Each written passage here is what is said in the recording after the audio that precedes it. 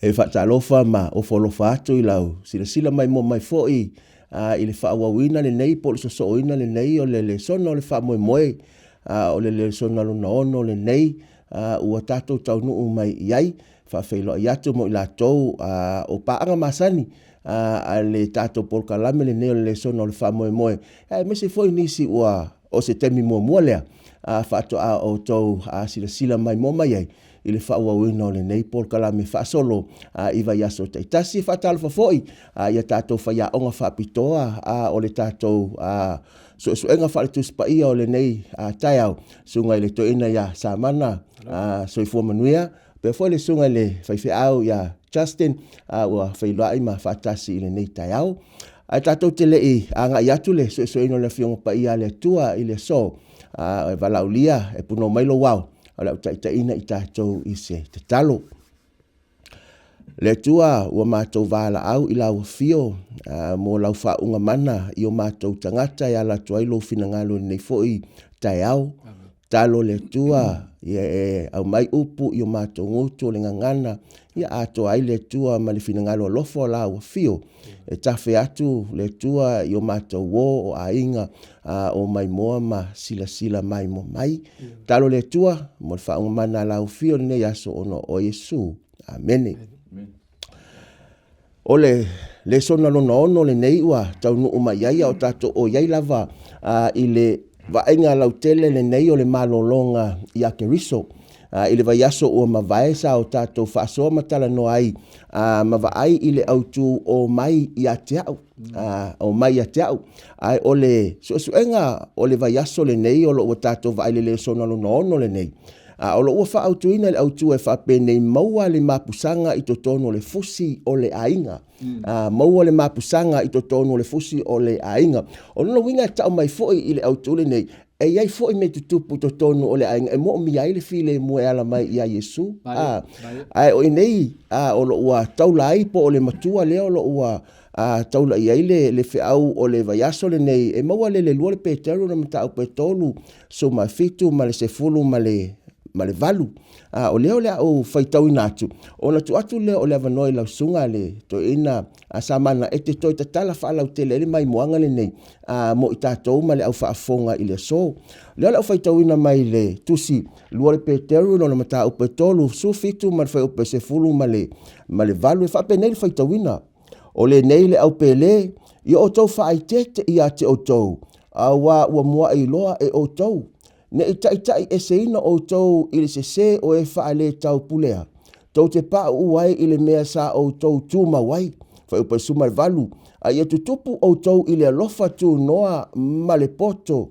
Ia lo tātou alii o lo tātou whaola lea o Yesu Keriso.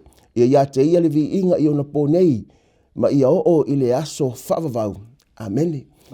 O le maule na o avea ma taula po mau autu o le suenga o le vaiaso le nei. Atu la vanoi lau sunga I le whaiaonga Samana e te toi whaalau tele matatala le amatanga o le tātou whasoa. Ia, o le whaatotonga leo o le afoi o le fufuanga whalau e tele le tua mo le whaautanga o tangata.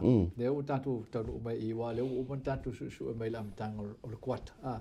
O tātou I loa ai ma wha mautua e le tātou susu e ngal tuspai. O tātou mai e le atua. O le soifuanga mai leo langa leo le tātou laulangi. E le isi toa file mua no ai. Wha mauni. O no le angsala. O pa u tātou le angsala o te al file mua sa tau on tātou mau ai. Ia o leo o tātou se e nei I leisi fuafuanga e tusai ma le loto lava o tangata la tau. O vaenga I o fuafuanga le atua. Ia le laua mai le atua ia tātou le.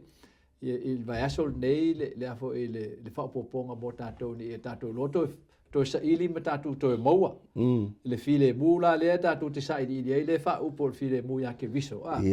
Le o tau mai le atua e tātou. Ele isui an fuafuanga le atua le awala e whaaolai tātou. Mwhatu mo e tātou le file mu. Na whaia le atua te tonu o le afi fi o lo na whaatusa nen whaia le atua tangata. So na whaila le atua le tangata. O le upo e whaamatala le whainga le atua le tangata. O le ainga tangata. Ainga tangata. So a tātou maho whaula I a tātou. E tātou te maho o tātou o le ainga. O le atala le no whaia le atua le tangata I le ata o le fuafuanga wha le atua. O le ata lava le no fai le afo e soifu ai le tua. O soifu le tua le ai ngā tua. Ai ngā tua. Ia no fai le tua te ngata fa mai le fio ngā le tua le momo ke ne sem ta pulusu ma le ono. Lufu fitu fa mai ono fai ai le i la ua i lona fa tusa o le tane ma le fine. O ina la le ta oto ai le fa vai o le ainga. Le fa fao ia le tua. Ia le ata mo le ainga e tusai ma le whaatusa o lona ainga atua. O le ainga atua la na o lona whaatusa ma lona wha moe ina ia tasi. O le tasi la e sau mai e mo ai le o le whengalinga le ma le o nga tasi o le fina ngalo le tama le alo ma le nganga pa ia. Le a fo ila e whauai le ainga wha le tino o tātou. Ma fina ngalo le tua ne ia tu mau e pe a tātou le mea le tasi. Le tai. Ono le angsala le ala wa lai on tatu se ese mai le file mula ia a o tatu wola neila i lalo le loftu no le tua aisa ono tatu na mia le loftu no ine i mfai on tatu loit tono le tatu maftanga fa le ainga le sona wa o mai le tua le tua fa savali e toi tatu i tua ine ia tatu mo ai la to file mula leo lo tono la inga le tatu sa ili ai so le atala le mai nei atato ile tala fa to ya Josefa ia le ala tatu tilo i awala o fa ngai le tua ina i mfa on to fa fo i tato ile ulua i fuafuanga e tato te tasi ai male tua mo no finanga amen ono no winga lau fa so sa mana e mafai no tato fa pea o le ainga o le vaenga o le fofoanga le tua o le ainga o le vaenga o le fofoanga le tua fa pe fam talanga nisi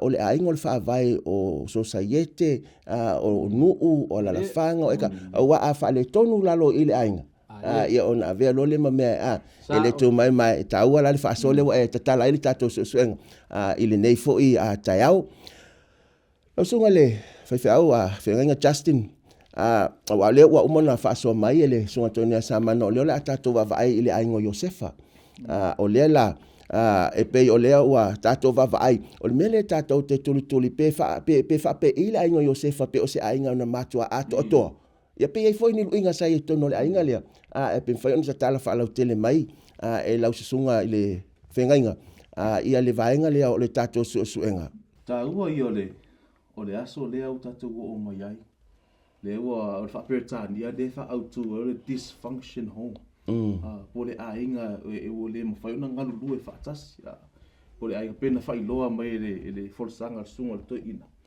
le fa iloa mai ai o le ainga o le mea na amata mai le amatanga o le mea na tu fa tasia le atua ona i ailo na taua a tātou wa ai ai foi i le ngaluenga a le di faola na fai me God the Father po le atua le tama le atua le alo ma le anga pa ia po le teimi le o tātou i le teimi ne e support lava pe sosoani lava ia lesi a God the Father i le teimi na fai a matele ngaluenga le atua le alo pe fo linga wa ai ai e fina ngalo le atua i tatau ona i tono a inga ai panga lea ono le anga sala pena whaito. Ua e o fōringa ia, ta tau ona fōringa i tatu. Whina ngalo i le tu. O e tau ona wa ai e tonu a inga lea lofa. Ai e panga lea ia, ua tele lava isi mea o pena whailoa o le fusi, leo fusi ai. Ua i fo le sto i nā fusi leo fusi ai. E ai inga o fusi whaatasi ia. Ono properties po o mea le lato ai e aina o fusi whaatasi ona o tupe fusi whaatasi ona o heirlooms po mea whai ona mua e ainga o si ainga lana no whaatasi lava temi nei ona pau lava leo le awala pau lava le mea le tau fie lato ma la veo lato ma tangata homeless o le sadly o le reality lea o lea e fiola i to te leo nisi tangata ai le la tato va ai tono tala ia Josefa ili ai le na o teimi nei e o fo ia Josefa le na tupo i fo ile va enga le va ai le si o manga na ola melita ngata le Josefa fe mai a fe te va ai il tusi lo che nese tolus fur mal fa o lo fa matala mai ia uso matutua me na fa ia uso matutua le li Josefa salato o mai ma fasioti i tani lava o se kema ona o le mea na fai e lau ori i e lo lato tua fina So e tatou wa ai I mea o le expose ye tangata ni o Joseph. Tu mai I lona tama mai sa ia e le upu fole ta what goes around comes around au le me te fu na tu te fu mai fo. Mai sa Saul tangata ni o Jakopu mai sa ia a fa oa ia le ele afu ia le ulu matua mai faminianga le ulu matua mai lona uso e sa do le ia ua nga lua e so na tolu ia na fai e fo ile mea lava le tasi ia te ia sa tau fa avalea fo il vaenga I sto ino Jakob ua ve ma mea na tolu ia na tolu na va ai la na ia mo fa fine e tolu ai le ngata ile fe mai o fa fine ile ma fa la ngalu due fa atasi e la te tau wa fo ile I tele o mea mo I tangata ni o Jakob wo o lava la I mea tau po ai o tau wa po ai tele atu ia la na fa nau e moa wo o lava I la au na tamaita wo la ia fa nga ina foi e tama fai ia moa ia le vaenga le po ai tele atu la na fa nau e moa mai tangata ni o Jakob o le tu la le tatu va ai mai le va le tu le tatu I lo le to ina o langa o to ina environment o le o la mai ia le tangata ni o Joseph o mea le na te va ai e tauna I tato o se mea tauna tato I lo ai le ai o mea umana tutupu I le teimi o tala anga tangata ni o Joseph me na fai o na uso ia te ia le o mea uma ia its effect o le environment o le tangata o no le ainga o na to tonu le o le influence o le tangata o mea umai fai I tua atu e fua mai I mea na e ola mai tonu tu ai e fua mai I mea le tato va ai le o langa tangata le o Josefa a tato le matango fie fo o le aso le ngata e ui lava I le tele o mea ia na tutupu a tato o tusi o e perules food tasi food fitu whamata luas food malua o le whamata la mai upu whapea mai ona o le whatua tua o Upper Amo ona o le whatua tua o Isaaku ona o le whatua tua o Jakopu ona o le whatua tua o Josefa o le whaila mai e oi lava I le leanga o si o manga lea po le dysfunction le ainga lea na ola mai ai whamai na hiu lava tangata I le file mu na hiu lava I le file mu le tata fai so na hiu lava I le peace le tata fai so so a wa le mea na tupu tangata ia e ui lava o si o manga a whamai na lato I loa le lato purpose sa lato I loa I le mafu anga na fai ai lato I le atua le mafu anga na leina o le mea tau na anga I le lato savavani I ala o le atua I lava la na whaale tonu le mea le si o lai ai ona na savavali I ala o le atua tangata nei o le ala le na lato maua I perfile mu pe o le upule pe le matai o lima lon fai upo se fulu ma le whalon fai upo se fulu ma le ono mai ona o le atua le malama o tofu I tauna vea o tomo malama ona o le purpose lea fina ngalo le atua e tauna I le tangata tate wa aifo I teme o Israel na fai le atua ia awani I tau wavanga atu inisi no awafu ina fina ngalo le atua o le purpose o le nu o Israel I ma fai ona attract I fai ona o mai e tangata sina mai tangata o le aunga na la po le purpose lea na va ai au vaenga lea o Isaaku o Jakob pe ui lava se o mana na ola le ina tu mau ona la to I loa le ita tau ona avea la to malama te lo se fi au tau fo le mo le aso le o le po le ale si o manga o le te o lai o e te fa fonga mai le tato lai po le ale si o manga po le ale unfair la langi le yai mo tato a fa e te ola I ala o le atua me tau nu la va fi le mu amen e taua wa leo wa mawhai ona pe a whapeto e tau whai I a lau whasoa. No inga e fōlinga mai I nei o le a inga po tangata na whaonga ina I nei le tua leo ni tangata na ato o la tau soifua mo la tō lang. Ai na whaonga ina le tua I la tau nei e mai le ata mo I tātou le so. E le taimi le nei tātou te ola mo soifua. Au le isi foi vaenga e taua le whaasoa po le vaenga lea. I le alofo nau tai o le tua nei turi na ia le tuulafo ina ia lona tari ia Josefa aina ia lava le tu te mi uma te mi fa fitau ia o le sina ata ataua Ia o tātou marama maritala lau sunga sa mana. Ua whaatauina nei la ia le tama Iosefa e ona uso. Pe o le vaenga lea. O le autu leo o tātou vavai ei i le so. O le filifilia lea o se isi i tūlangi fau po se isi savalinga fau i le ngana whaperitania choosing a new direction. Ono no winga e whaalango la le taunu unga Iosefa i lana filifilinga e whaia. Pe fata ita i ai pe i le mele na fai ona usu.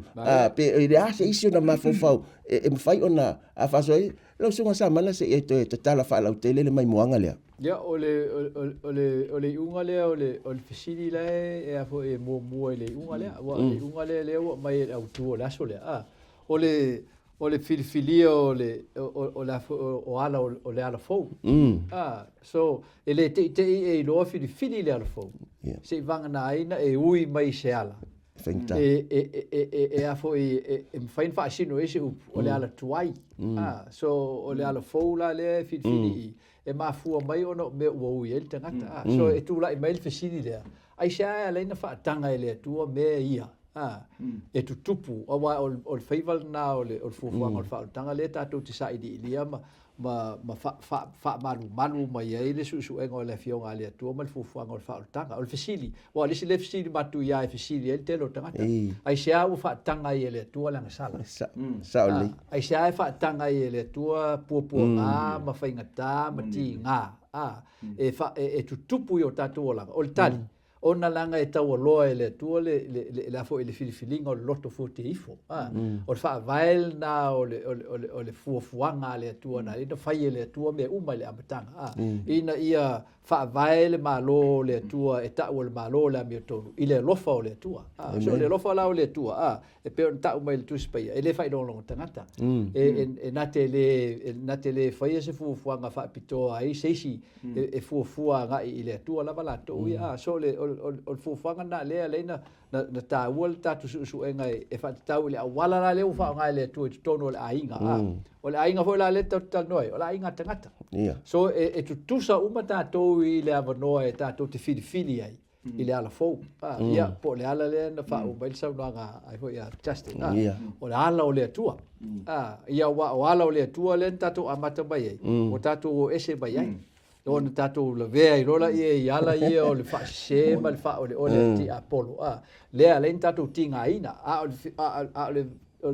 o le vaenga autu le i le tua mo tatou o le fesili po mea ua tatou i loa le esenga o ala o le tua ma le ala o le ti apolo le fa'asese ai tatou o le tali manino ama le malamalama e le ai e tatou te le i loa ona o le mafuanga na le tatou pa'u o tatou masalo bia ala o le atua ona tatala i roa le atua le avanoa e sei tatou tofo la i ala ia o le tatou afilifilinga ona o le tau o le loto fotiifo ma tatou filifili ai e tatou te whaalongo o le whaasea le ti apolo le alenta o ala o le ti apolo ia ona tatou tofo ai lola ia le matau tio lang sala ona o le whanau no ta inga leo le atua ia tatou wo'o i le tūlanga e whai ona tatou whaia le mele na whai Yesu e ino i lang sala ai fia le amio tonu tatou la leo pa u lang sala o tatou leto i loa fia i le amio tonu o tatou fia i lang sala o le unga la o le fia i lang sala e na o pua ngā ma whainga tā me o mai ai o le wha ole o le pelo o le wha se o le tau wha se me o mai a leta te wa e tono tala o le ainga wha le tangata o le wha o le leta le tono o sarwa na le infatu e apela mo se alui e moe a watu teine le e se i wha tau nu o el fol folanga le atua ia o le ala na o le tangata ia o le whai atu o e fo i o o Sarah ya Abramo o se o le fia ke le il tama le o I mean le fine le o fa ma voluma mai pese o fa ma voluma mai o no le o lo o ma mafa ile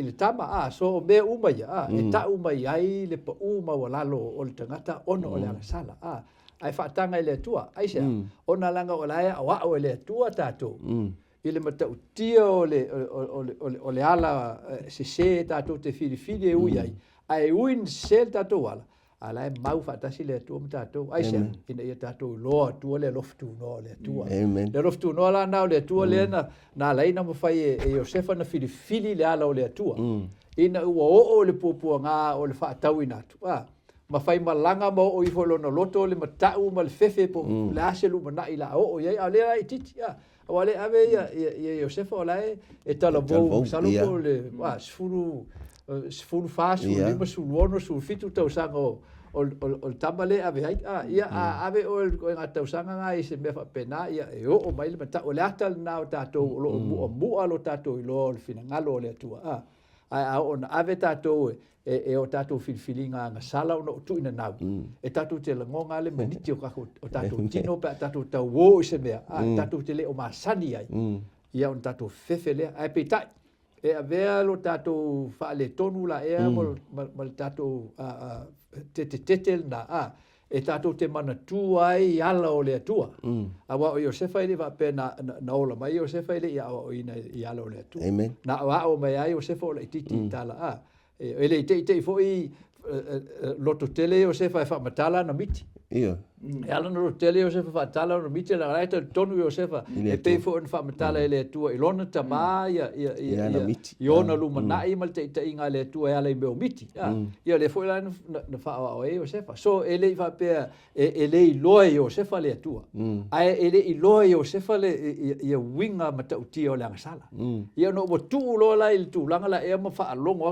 o e se ala de bele e talo atu ile uso ai o mai le uso so na fai ma tongi de lua ma ia ma fa pe atu e fasioti ma me fa pena so ma tu a fefe ele tu faltino ai na o i fua i lona fefe la e malo na tau le mana tua i lona ma fau e ma tau tia le tua len fa tala ya kopo ya te la to inga tu le tua na fefe ya kopo fo i lona ainga ai na fai ele tua lave inga ai la fa tel mai esa wana i lo ale mata o ya ko pol to foi le mata o no wala ese malapan me u mai o le e ta u mai ai i ala i tato te u ai ono o le o langa nga sala o tato filifilinga e te me le te me fa le tonu ai au mai ele nganga na e tato te la ngona ilo tato ngau i ile tato le mafaya o tato sa vali i lumo le tua ma le ameton on tato lo le man tua le tua ma tato val au le tua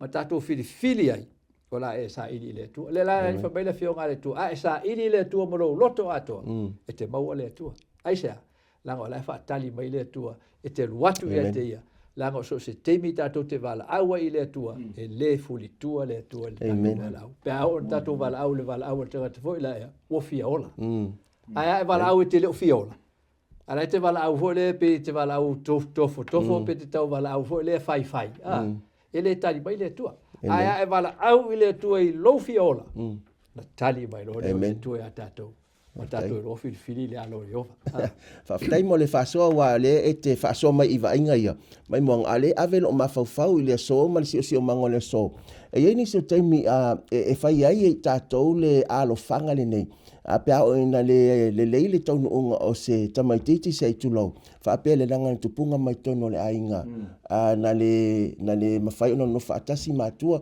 po se ainga ai pia po la va le se mang o fai ma alo fanga ai le tala le nei ai Josefa e fa lango il filinga sa loto e fa ir tangata pe fa awau le mele na vai pe fa se swinga i lona soifua malona olanga e alo ese mai pe o la fam talanga ma se no fa lo afini awale avele mena tupu ya uma lotina e avea mau wala tango e tusi sa o tala o lo soifua e fa pena fa la se se ma se awa ana fa awau e Josefa loto ai tale se tono lainga ma alwa mai ele o se tau unga le tau ai pe tai le fai mer fam talanga le tia fai mer fam talanga paulo le roman ta pesuma lua fa pe lua fa mai e te tau ona o tau tia mi fa ta si mal lang fai mai no ma paulo le awala fai e ala la le sui o awala tu te ma fa fa wa ma tano sui ma fa fa ai sui mai le to le loto ona nga lua fa ta si lo me ya mon manuel le tu ai tau le fa so wa le wa ele ngata na fa tau e uso o la songa le fa fenga nga Justin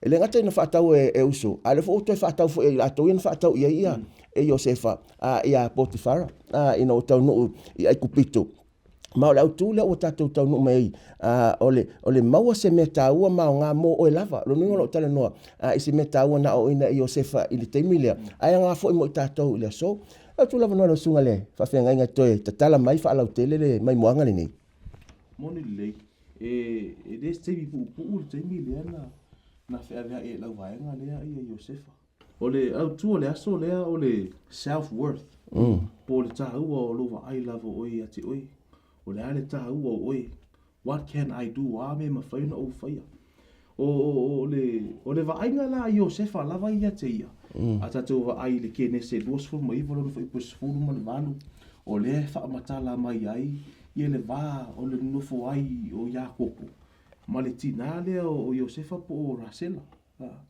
ia tatou o mai i kene se tolu fu ma fitu o tolu fa mata le fa o te mi tonu lava le tatou va ai e o mai si tama ngalu boi ai nofo lava i Iosefa i au tafa o Iakopo e fa matala ai le toi ina ia tala mai na ia fai ai foi le ofu le fai mai o le ofu e fena lanu lanu wa i o na lanu so tatou ai ile nofo ai o tangata ne o le self worth o le va ai lava leo Iosefa ia te ia le temi lona tā ua le ai o le base i lunga po le e tātitia uma i luna o le va ai ngā luna ta maa ia te ia o le tā ua leo le va ai Iosefa ia te ia wa o tā ua o ne tā ua au i lo ta maa wa o tā ua o ne tā ua au i tangata o le la te va ai le tā ua to tono la inga a wa i e whafo o i e mata mai o na whauina pe tu whatasia le confidence o le self-esteem o lo tā ua leo o ia te oi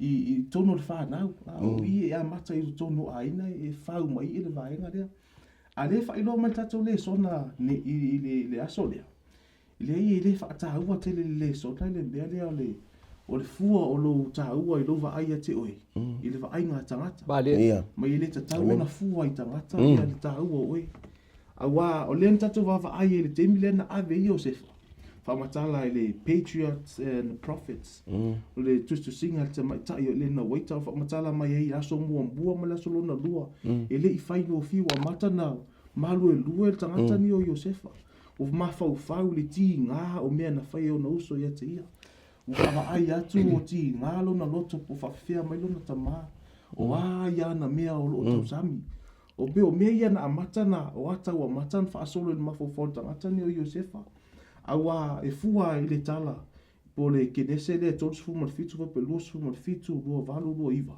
o lo fa matala mai le temi le ile va le o le men no fo ia le ai no Iosefa ma ai ku pito lu le tolu waso te fa va ile va le so o le ta te va ai ile temi le time frame le na fa va ile tanga te no Iosefa mai no wala talata lo o mai wa fa mai ia just to sing at elena waita mai wa ia toe mana tua loa ia lo na tua mai wala lata lo i o mai wa toe mana tua lo i Iosefa lo na tua fa mai le Ioane le se funu le ono no fai po tolu se funu tolu mai o to tonu ia te ha o to te mo le file mu a fai to te tu mau le la langi na o fai ngata la mo po nga me ia te o to a tatu va ai le la langi po tangata o lo si o mia tatu e su ai le ta u o tatu mai na po nga lava ma mea whainga tae o tangata.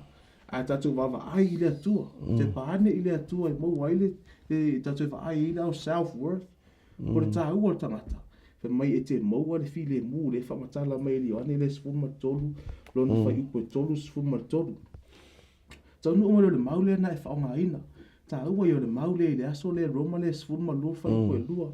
Le fai mai e tauna suia a wala tō te mafau a ua tō te tū mau au pe au tō te nonofo e i au wala lalangi e a wā le fai mai e na ia not just fai mai i a on tō nonofo ai pe tō te fōringa lalangi i a suia o tō mafau e ala lea i le tofo ina o tō tofo ina o tō the testing of you a e te mi e test ai tātou tatu wawa ai e test tātou le ngata i whainga tā e test tātou le ngata i pupo ngā e o mai i tātou. E fui te me test i tātou i mea unfair, mea le fair. E whatu i ta inga ia e se si la vea o tātou ainga se tā vale. It's an accident. E te me tofu ina i tātou i mea whapea. E te me o te se si ona o se ami o le hanga sis tangata. ai finga tā pena whailoa sunga to ina. Le ai ua mai e tātou ia le whaitalia e whai ilau whiwhilinga. Ai ua tua i rola ma le anga sala le laulang. Ua le tonu ai mea umai whai e tangata le ua fua mai e ti ngā ma vai ana nei. A le lai whailoa mai le whionga pa ia le atua. Au te tu mau ai ai e whafouina lo mawhau. Mawhau, ia. Ia e whafouina lo mawhau i le atua. Me whaumanga le mau le whamai. A whaile te tu mau le atua. Whamai, you will discern the will of God. Me le eva ai rola. Ile ala o le fina ngalo le atua. E tau ona, e tau ona le aso le.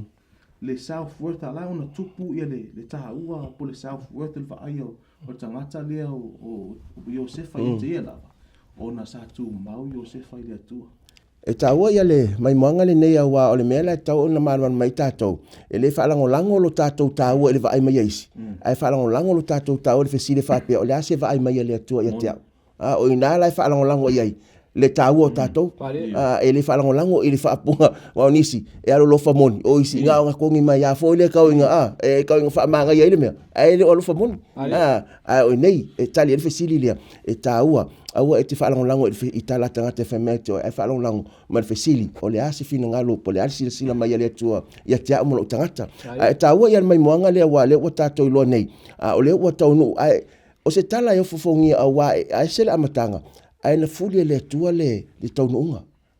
Na fuli le atua ona e taluai pe o le autu le ua tātou o e lau sunga le to ina samana.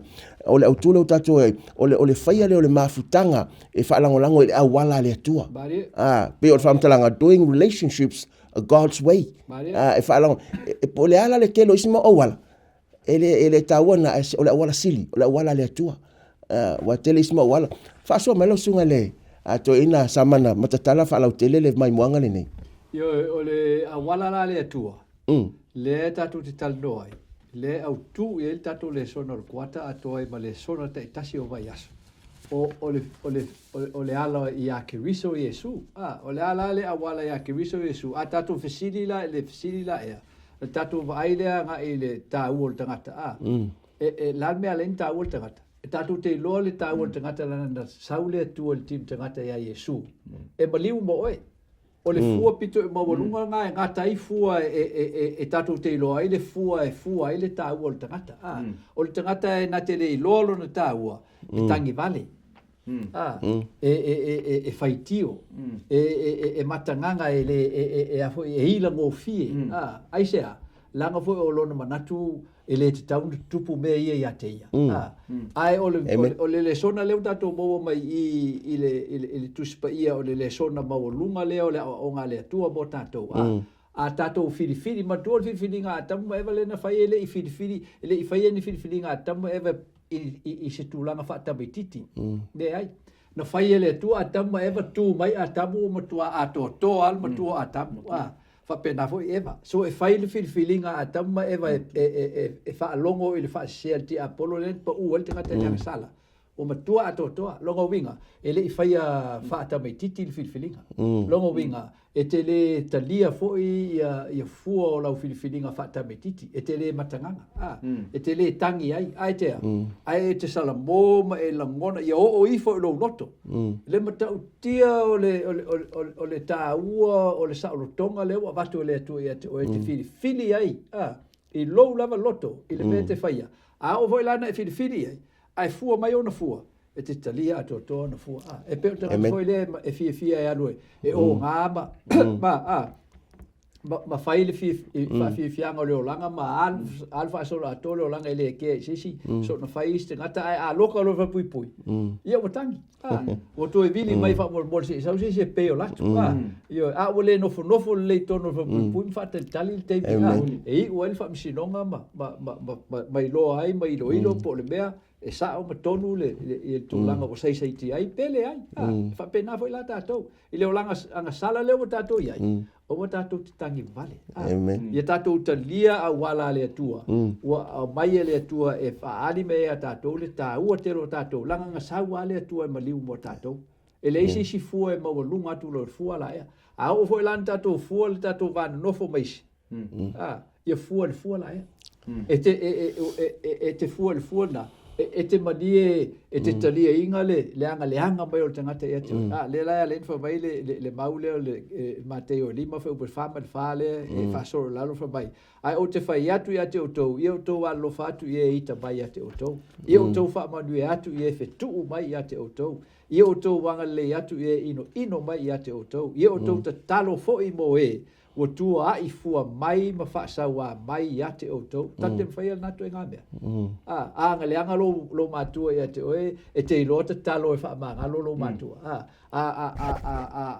fa se e oe mo olingia oe so uso po so to fine po so ainga e te anga le e te lofa ia io o fesilia le matu ia le bele ia fa mai lo le ina ia fai o to matari o lo to tama o le langi o le na te fa oso i lona la ie wa biolianga ato me a biolei o ia fa to i fo i le ua ie a biotonu ato me a biole tonu lo winga o le faiva le o le tangata o maua le file mu ya ke riso e ola i tonu o le loto lo toi o le a bioleanga ma le anga sala ma le anga leanga ma me uma e fa tau ele leanga ai ele a fa ina i loa nganga e te lofa atu e te fa ma ngalo atu e te tatalo atu e te nau atu ne ia maua e tangata na le manuia le manuia leo fa manuia mai le atua ia te oe e uina e anga sala au fa ma ngalo oe le atua ia wanga sala so le sona na le mai i ata to le tato lo fai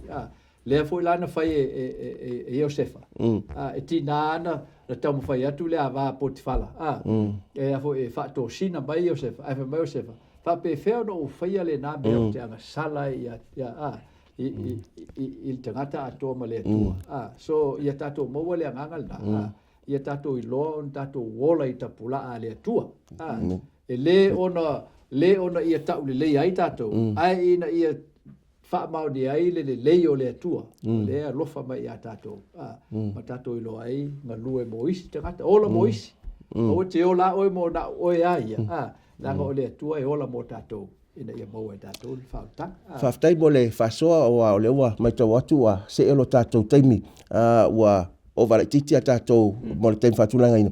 E taua wa e li avea le vavara lato le mawhtanga a Josefa ma Potifara ma au auna ma mea na ia whaia ile ang sala whapea e le ka uala wali wa le ni matou mawhtanga. A na filifili a Josefa e wha mua le tua ma o se whi aule na ta ua mai le aso lea o le wha mua le tua i mea uma lau sunga te o le ua o mai le vaenga whai u lau sunga le a whawhenga Justin a wa o le ua mai tau atu ua sola lo tātou taimi o le autu leo lo iai o lo wha autu ina o le whina ngā tele vāvala lata ma na o oe a lava o le autu le na le tusi na ke nese tō suma le iwa suma tasi o lo se fulo lo o au mai ei le wha asoa le nei inei wha asoa mai so fina ngalo ona o le tatou taimi fa tatau i le vaenga lea o ile to te va ai pu lava se fa so le aso le wa ile to te va ai le taimi le wa matai lona na fa pui le ni o Josefa ona o lana filinga na fai o lana filinga e tu mo ala ia fina ngalo le atu de penta to va ai ia so ia o man fa so ma sunga to ina o lo tato va ai i mafu anga wala na fili ia le tangata ni o Josefa i tu mau i lana tal tonua vale e le malu due no fie i mea o lo tutupu mai e mena ia fili i le mea fie i lona atua mana tua i lava ia se tasi o teimi a o watu maleva alele ia ai fa ma vai lo ia se tamailo na fine fa mailo male tele lava tala lontina tele tala vaenga le na fai ai fa me tala tamale na fine pau lava me te mana o ia te oi fai a o te fai se me te fia pau lava na upo tamale na fai lo na fine alu lo o te lo le vaenga fo le o le na o le vaenga fo le o le peisa i lunga ia fai uma lava atangata ni o Josefa le ia fai lana filinga la wala i loa ia faila na filinga ile se mea ile fia mai lona tua ia te ia e lua lava lale sona ta ua ile aso lea o le mea mua e ui lava na fai ngata le mea o lo la tangata le o Josefa ai fai mai ile avea ma mea na fa pe Josefa o tu ua ia ile atua I le ia vea ma mea na wha pe Iosefa pe fo ringa mai wale alofa mai lo ua tua ia te na tu mau lava Iosefa au au iloa Iosefa ia le purpose. O iloa Iosefa na mafu anga na tua ia le atua i. Na te le iwa ai lava la i whaafita auli e tutupu mai. E na tu mau lava Iosefa le ai au tu mau lava i le purpose le na au mai lo ua tua ia te au. O te hi u lava le manuia. O le venga lo na lua. E le tele o whaafita auli e whaatanga. Ele whaape au mai ele atua ni whaafita auti. O tele whaafita auli na whaatanga ele atua i o ia Iosefa. O ni au wala na taha pena Iosefa. Mo le mea lea na le wafai ele atua. O avea ia ma tangata fo ile wha umoe moe atu e wharau. Ule ngata o i mwhaine atu e lawe hai lo na ahinga. Ai mwhaine lawe hai e tangata lea i e lalangi lea i le teimi lea. The known world at this time. Lea lai whai lo mai ei. A tatou tu mau lava le purpose pole au wala na whai ei tatou ele atua. O lo whai lo mai to tono la na awhionga pa ia. Le ai whai mai e tau te moa lava le file mu. E ui lava na whai ngata e ino sia tangata. I lana whiwhilinga e whai ona e beis i lunga o le whina ngalo le atua. Ai whai mai te maua lava le file mu. Awa le whai loa mai la fionga pa ia le atua le file mu o te avatu ia te ui. I le pēna avatu lalangi e wale file mu na e whaimto e ave se ina. Pei o tupe. Po o mei e tau te maua stimulus. Mo me o file mu e whaina me lalangi. Ai whai me o le file mu e mai le atua ia te ui. Me le file mu le mwhaina ave e se isi. O le file mu e tu mau ia te ui. Awa o le atua lava ia o le alofa lava ia. Amen, whaftai. Ia o tonu le ua, tonu o mai le muta ango le tātou whaasoa, ma le sosu engo le tuspa ia le soe mo le atu le nganga whaftai, lau sunga le toeina, Chris Amana, pe lau sunga le whawhenga Justin Westerland, ai le ngata fo le whaftai mo le sirisila mai mo mai. A o le whaiwina le sosu engo le so na una utoe fia tau whai lava, a o le whai le tātou talo whai. Ia mai moanga ne wa le mea taua. O le mea tau na tātou, o lo tātou le o ngato tono le tau o lo whai nei. Le whina ngā tele le vau le atua ma satani le leima le leanga. E whaalangolango la i lau whilwhilinga le so. E whaaftai le tu la fo ina i tātou e le atua. A wawhai mera whamtaranga tuso e feso le whaupesuma tolu. O i nai te mawai, o au mai le atua o futau tātou te tau wale tau wale. A le ngata e le tuso ya kopuru mta up mua no whaupe lima. E te mawai whamtaranga a whai wale se poto i so o tau. Ina au le maia. O lo whaatali le tua tātou te ole atu. E au mai le awala tātou te manu malo ai. I le whinaunga le olo o tātou o ngā to tonu ai. Whamoe moe ua whamanuina lau whaafonga ma lau sirisila mai mo mai. I le tātou whaasoa o le tuspa ia le sono le whamoe moe le so. Puno mai a toa o la au tau i taina i tātou se talo. Le tua e whaaftai i lo whetalai mai o mātou o whaalongolongo. Au au ina i mātou ne yaswa o iei mātou le savalinga o le nei soifuanga ma leo langa i le tō mau. Ia i lau whamanuanga le tua. Ia i lātou o sila mai mo mai. Pa anga masani a le ngata i leo nisi o leo loi teimi nei o mātou mafutai. Ia i lau whamanuanga le tua. Nei maso umase i o le whavau lava. Amen.